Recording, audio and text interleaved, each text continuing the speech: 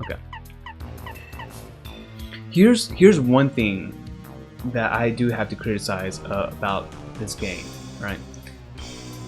I wish that more bosses had more build-up to them, to like personalize them a little bit more. I feel like one of the main reasons why Koopa Bros are so well liked in this game is because they appear so often in their chapter. Like they appear a little before chapter 1 actually begins, and when they disguise themselves as toads. They pop up one by one, except for Red, throughout the castle, right?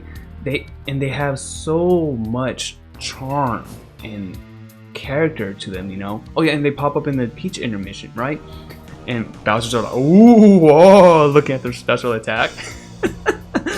But yeah, like I feel like they're given a lot of screen time, and that makes it so easy to like them, right? A whole lot of people put Koopa Bros really high up there in their like favorite Paper Mario bosses, and I really believe that that's one of the reasons. Not to mention their battle theme, their boss theme is so cool, you know, it's so good. So there's that too. But like I think Huff and Puff is also given a lot of exposition also, you know, like he's pretty much introduced right from the beginning in terms of like what sort of problem he's causing to Flower Fields, and like throughout the story, even though like chapter 6 a lot of people complain about the backtracking, like it's very clear that he has a strong presence in his that he has a very I can't talk all of a sudden, but like Huff and Puff has a very strong presence in the chapter that he's featured in, right? Not to mention that his boss fight is challenging. It's usually the first boss fight that most people have trouble with, and again, boss theme is freaking fire, right? Like there's a lot of good things about Huff and Puff, and Ice King is the penultimate boss, you know, chapter 7 boss. If it's not hard by then, it's not going to be hard in the game ever, right? And I think that they did a good job with Ice King in terms of like his duplication, freeze mechanics, making those crystal bits that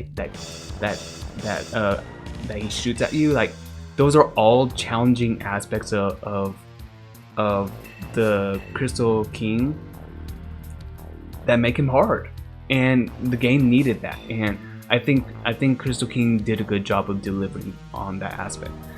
However, Crystal King has like no presence in his chapter.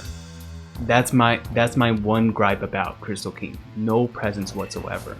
So I don't really remember him outside of he's a cool boss fight, and that's about it. You know? Yeah. But I mean, regardless, I love chapter 7. Chapter 7 is like peak Paper Mario for me in some ways, because like you have Shiver City with the mystery section. You got the bops. Oh my gosh, the music. They have this bass to them whenever you're like climbing Shiver Mountain.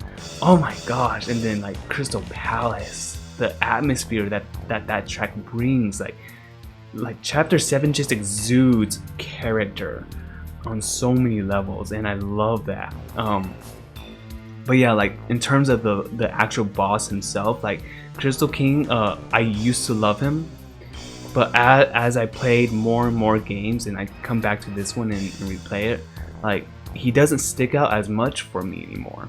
But yeah, that's my take on those three. And like I could talk about Tootin' Koopa, what's the third one? Tubba Blubba, General Guy, Lava Piranha. Like yeah, there are aspects that I like and did and wish that there were more of for each of them, and it follows the same kind of logic for all of them, pretty much. Like how much how much presence do they have in their actual chapter? What do they actually do in their chapters? Do we see them often? Do we get like character build up for them? Like, oh, and is their battle like challenging or memorable? Like, those are sort of like grades that I would base the bosses on. And generally speaking, Huff and Puff and Koopa Bros are definitely really high up there in terms of meeting all those criteria.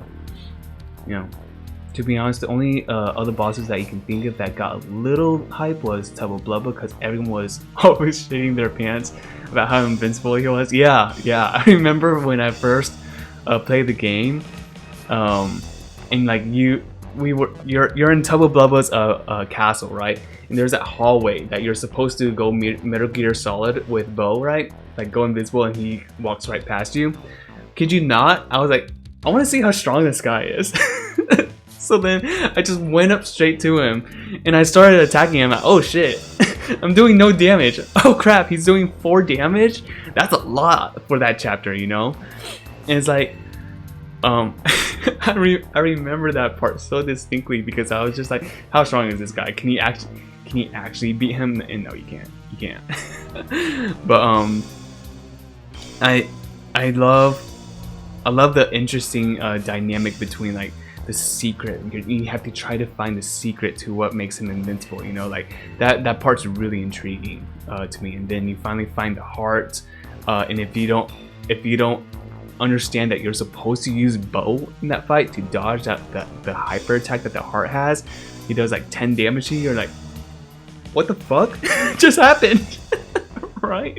So it's like, I'm really glad for a lot of the design choices they tried to do in the game, where like every party member that's introduced that chapter, they are really the ones that you should use in that boss fight, because if you don't, things get really difficult. It's like, imagine fighting the heart without Bo, right? I think that'd be pretty tough. Imagine fighting Lava Piranha without Sushi. That'd be pretty hard, right? Imagine fighting General Guy and taking down his tank that has 2 defense, by the way. I think it's 2, without Watt, you know? Like, it's hard. It's actually hard. But if you use them, it almost trivializes the fight, because they're trying to make sure that you understand your partners are valuable, right? And I think that's one of the endearing things about Paper Mario, right? Like, they really try to make sure that you use the character to their best capacity, which is arguably in the chapter that they're introduced,